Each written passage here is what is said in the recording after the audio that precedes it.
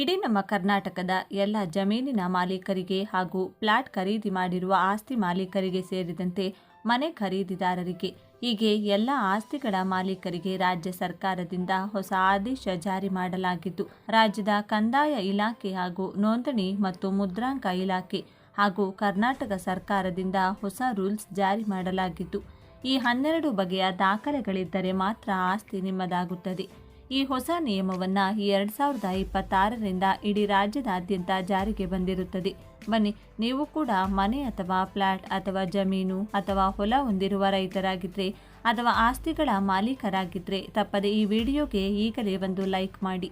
ಹಾಗೂ ಯಾವ 12 ದಾಖಲೆಗಳಿದ್ದರೆ ಮಾತ್ರ ಆಸ್ತಿ ನಿಮ್ಮದಾಗುತ್ತದೆ ಮತ್ತು ಜಮೀನಿಗೆ ಯಾವ ದಾಖಲೆಗಳಿರಬೇಕು ಮತ್ತು ಮನೆಗೆ ಯಾವ ದಾಖಲೆಗಳಿರಬೇಕು, ಈ 2026ರಿಂದ ಬಂದಿರುವ ಹೊಸ ರೂಲ್ಸ್ ಆದರೂ ಏನು, ಈ ಎಲ್ಲ ಬಗ್ಗೆ ಕಂಪ್ಲೀಟ್ ಆಗಿ ತಿಳಿದುಕೊಳ್ಳಲು ವಿಡಿಯೋವನ್ನ ತಪ್ಪದೆ ಕೊನೆವರೆಗೂ ನೋಡಿ. ಕೇವಲ ನೋಂದಣಿ ಮಾತ್ರ ಮಾಲೀಕತ್ವವನ್ನ ಖಾತರಿಪಡಿಸುವುದಿಲ್ಲ, ಬದಲಿಗೆ ಇತರ ದಾಖಲೆಗಳು ಮತ್ತು ಕಾನೂನುಬದ್ಧ ಸ್ವಾಧೀನತೆ ಸಹ ಮುಖ್ಯವಾಗುತ್ತದೆ ಎಂದು ತೀರ್ಪು ಹೇಳಿದೆ. ಸುಪ್ರೀಂ ಕೋರ್ಟ್ ತೀರ್ಪಿನ ಪ್ರಕಾರ ಆಸ್ತಿಯ ಮಾಲೀಕತ್ವಕ್ಕೆ ಕೇವಲ ನೋಂದಣಿ ಸಾಕಾಗುವುದಿಲ್ಲ, ಮಾಲೀಕತ್ವದ ಹಕ್ಕನ್ನು ಸ್ಥಾಪಿಸಲು ಇತರ ಸಂಬಂಧಿತ ದಾಖಲೆಗಳು ಸಹ ಅಗತ್ಯ. ನೋಂದಣಿಯು ಹಕ್ಕುದಾರಿಕೆಯನ್ನು ಬೆಂಬಲಿಸಬಹುದಾದರೂ ಅದು ಆಸ್ತಿಯ ಕಾನೂನುಬದ್ಧ ಸ್ವಾಧೀನ ಅಥವಾ ನಿಯಂತ್ರಣಕ್ಕೆ ಸಮನಾಗಿರುವುದಿಲ್ಲ. ಈ ತೀರ್ಪು ರಿಯಲ್ ಎಸ್ಟೇಟ್ ಡೆವಲಪರ್ಗಳು ಮತ್ತು ಆಸ್ತಿ ಹೊಂದಿರುವವರ ಮೇಲೆ ಗಮನಾರ್ಹ ಪರಿಣಾಮ ಬೀರಬಹುದು. ನೋಂದಣಿ ಕೇವಲ ವಹಿವಾಟಿನ ದಾಖಲೆಯಾಗಿದೆ, ಶೀರ್ಷಿಕೆ ಸ್ಪಷ್ಟವಾಗಿದೆ ಅಥವಾ ಇಲ್ಲವೇ ಎಂಬುದನ್ನು ಅದು ಸಾಬೀತುಪಡಿಸುವುದಿಲ್ಲ. ವಂಚನೆಯ ಅಪಾಯ. ನೋಂದಣಿಯನ್ನ ಮೋಸದ ಅಥವಾ ತಪ್ಪಾದ ಶೀರ್ಷಿಕೆಯ ಮೇಲೆ ಮಾಡಿದರೆ ನಿಮ್ಮನ್ನು ಕಾನೂನುಬದ್ಧ ಮಾಲೀಕರೆಂದು ಪರಿಗಣಿಸಲಾಗುವುದಿಲ್ಲ ಮತ್ತು ಸುಪ್ರೀಂ ಕೋರ್ಟ್ ಹೇಳಿದಂತೆ ಆಸ್ತಿಯಿಂದ ಹೊರಹಾಕಬಹುದು. ಆಸ್ತಿಯ ನಿಜವಾದ ಮಾಲೀಕರಾಗಲು ಅಗತ್ಯವಿರುವ ದಾಖಲೆಗಳು ಮತ್ತು ಹಂತಗಳು. ಮೊದಲನೆಯದು ಮಾರಾಟ ಪತ್ರ. ಇದು ಆಸ್ತಿಯ ಮಾಲೀಕತ್ವವನ್ನು ಒಬ್ಬ ವ್ಯಕ್ತಿಯಿಂದ ಇನ್ನೊಬ್ಬ ವ್ಯಕ್ತಿಗೆ ವರ್ಗಾಯಿಸುವ ದಾಖಲೆಯಾಗಿದೆ. ಮೊದಲ ಬಾರಿಗೆ ಯಾವುದೇ ಆಸ್ತಿಯನ್ನು ಖರೀದಿಸಲು ಸರಿಯಾದ ಕಾನೂನು ಮಾಲೀಕತ್ವವನ್ನು ಖಚಿತಪಡಿಸಿಕೊಳ್ಳಲು ಮಾರಾಟ ಪತ್ರವು ಒಂದು ಪ್ರಮುಖ ದಾಖಲೆಯಾಗಿದೆ. ಎರಡನೆಯದು ಮದರ್ ಡೀಡ್. ಯಾವುದೇ ಆಸ್ತಿ ವಹಿವಾಟಿನಲ್ಲಿ ಮದರ್ ಡೀಡ್ ಅತ್ಯಂತ ಅಗತ್ಯವಾದ ಕಾನೂನು ದಾಖಲೆಯಾಗಿದೆ. ಇದು ಆಸ್ತಿಯ ಸಂಪೂರ್ಣ ಮಾಲೀಕತ್ವದ ಇತಿಹಾಸವನ್ನು ತೋರಿಸುತ್ತದೆ. ಇದು ಆಸ್ತಿಯ ಎಲ್ಲ ವಹಿವಾಟುಗಳ ದಾಖಲೆಯನ್ನು ಹೊಂದಿರುತ್ತದೆ.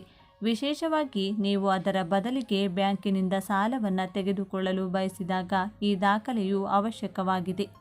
ಮೂರನೆಯದಾಗಿ ಮಾರಾಟ ಮತ್ತು ಖರೀದಿ ಒಪ್ಪಂದ. ಯಾವುದೇ ಆಸ್ತಿಯನ್ನು ಖರೀದಿಸಲು ಮಾರಾಟ ಮತ್ತು ಖರೀದಿ ಒಪ್ಪಂದವು ಅತ್ಯಂತ ಅಗತ್ಯವಾದ ದಾಖಲೆಗಳಲ್ಲಿ ಒಂದಾಗಿದೆ. ಇದು ಖರೀದಿದಾರ ಮತ್ತು ಮಾರಾಟಗಾರರ ನಡುವಿನ ವಹಿವಾಟಿನ ನಿಯಮಗಳ ವಿವರಗಳನ್ನು ಒಳಗೊಂಡಿದೆ. ಇದು ಆಸ್ತಿಯ ಮಾರಾಟ ಬೆಲೆ ಪಾವತಿ ನಿಯಮಗಳನ್ನು ಒಳಗೊಂಡಿದೆ. ನಾಲ್ಕನೆಯದು ಕಟ್ಟಡ ಅನುಮೋದನೆ ಯೋಜನೆ. ಯಾವುದೇ ಆಸ್ತಿಯ ಮೇಲೆ ಮನೆ ನಿರ್ಮಿಸಲು ಸ್ಥಳೀಯ ನಗರ ನಿಗಮ ಅಥವಾ ಪ್ರಾಧಿಕಾರದಿಂದ ಮೊದಲು ಅನುಮೋದನೆಯನ್ನು ಪಡೆಯಬೇಕು. ಇದಕ್ಕಾಗಿ ಈ ದಾಖಲೆಯು ಸಹ ಬಹಳ ಮುಖ್ಯವಾಗಿದೆ. ಐದನೆಯದು ಸ್ವಾಧೀನ ಪತ್ರ.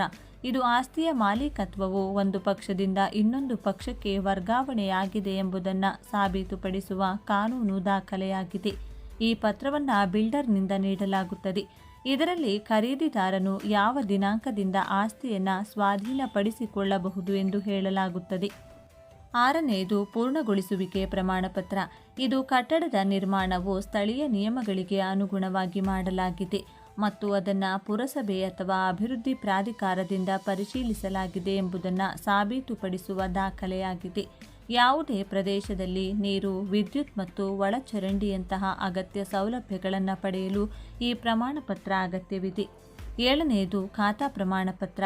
ಇದು ಆಸ್ತಿ ವಿವರಗಳಿಗಿರುವ ರೆವಿನ್ಯೂ ಸರ್ಟಿಫಿಕೇಟ್ ಆಗಿದೆ. ಆಸ್ತಿಯ ಗಾತ್ರ, ಸ್ಥಳ ಮತ್ತು ನಿರ್ಮಾಣ ನಡೆದ ಪ್ರದೇಶ ಇದರಲ್ಲಿ ಸೇರಿರುತ್ತದೆ. ಈ ದಾಖಲೆ ಆಸ್ತಿ ತೆರಿಗೆ ಪಾವತಿಸಲು ಅಗತ್ಯ. ಇದರ ಜೊತೆಗೆ ಆಸ್ತಿ ಸಾಲ ಪಡೆಯಲು ಸಹ ಇದು ಬೇಕಾಗುತ್ತದೆ. ಎಂಟನೆಯದು ಹಂಚಿಕೆ ಪತ್ರ. ಇದು ಆಸ್ತಿ ಬುಕ್ ಮಾಡಿದ ನಂತರ ಆಸ್ತಿ ಡೆವಲಪರ್ ಅಥವಾ ಮಾರಾಟಗಾರರಿಂದ ಖರೀದಿದಾರರಿಗೆ ನೀಡಲಾಗುವ ಕಾನೂನು ದಾಖಲೆಯಾಗಿದೆ. ವಿಶೇಷವಾಗಿ ನಿರ್ಮಾಣ ಹಂತದಲ್ಲಿರುವ ಆಸ್ತಿಯನ್ನು ಖರೀದಿಸುವಾಗ ಇದು ಹೆಚ್ಚು ಮುಖ್ಯವಾಗಿರುತ್ತದೆ. ಒಂಬತ್ತನೆಯದು ಭಾರ ಪ್ರಮಾಣಪತ್ರ. ಆಸ್ತಿಯ ಮೇಲೆ ಯಾವುದೇ ಹೊಣೆಗಾರಿಕೆಗಳಿಲ್ಲ ಮತ್ತು ಕಾನೂನು ವಿವಾದಗಳಿಂದ ಮುಕ್ತವಾಗಿದೆ ಎಂದು ಈ ಸರ್ಟಿಫಿಕೇಟ್ ಸಾಬೀತುಪಡಿಸುತ್ತದೆ. 10ನೆಯದು ನಿರಾಕ್ಷೇಪಣಾ ಪ್ರಮಾಣಪತ್ರ. ಸಾಲ ಮರುಪಾವತಿ ಮಾಡಿದ ನಂತರ ಸಾಲ ನೀಡಿದ ಬ್ಯಾಂಕ್ಗೆ ಆ ಆಸ್ತಿಯ ಮೇಲೆ ಯಾವುದೇ ಹಕ್ಕು ಅಥವಾ ಅಧಿಕಾರವಿಲ್ಲ ಎಂದು ಸಾಬೀತುಪಡಿಸುವ ಕಾನೂನು ದಾಖಲೆ ಇದು. 11ನೇದು ಗುರುತು ಮತ್ತು ವಿಳಾಸದ ಪುರಾವೆ.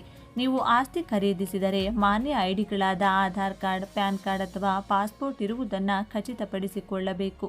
ಇದರ ಜೊತೆಗೆ ವಿಳಾಸದ ಸರ್ಟಿಫಿಕೇಟ್ಗಾಗಿ ದಾಖಲೆಗಳನ್ನು ನೀಡಲಾಗುತ್ತದೆ. 12ನೇದು ರೇರಾ ವಿನಿಮಯ ಮತ್ತು ವಿಕಾಸ ಅಧಿನಿಯಮ 2016ರ ಅಡಿಯಲ್ಲಿ ಅನುಸರಣೆ. ರಿಯಲ್ ಎಸ್ಟೇಟ್ ಡೆವಲಪರ್ಗಳು ತಮ್ಮ ಪ್ರಾಜೆಕ್ಟ್ಗಳನ್ನು ರೇರಾ ಪ್ರಾಧಿಕಾರದಲ್ಲಿ ನೋಂದಾಯಿಸಿಕೊಳ್ಳಬೇಕು. ನೀವು ಆಸ್ತಿ ಖರೀದಿಸಿದರೆ ಆಸ್ತಿಯು ರೇರಾ ಪ್ರಾಧಿಕಾರದಲ್ಲಿ ನೋಂದಾಯಿತವಾಗಿದೆಯೇ ಅಥವಾ ಇಲ್ಲವೇ ಎಂಬುದನ್ನು ಖಚಿತಪಡಿಸಿಕೊಳ್ಳಿ. ಪ್ರತಿ ರಾಜ್ಯಕ್ಕೂ ರೇರಾ ಯೋಜನೆಯ ವಿರುದ್ಧ ದಾಖಲಾದ ಯಾವುದೇ ದೂರಿನ ಮಾಹಿತಿಯನ್ನು ನೀಡುತ್ತದೆ.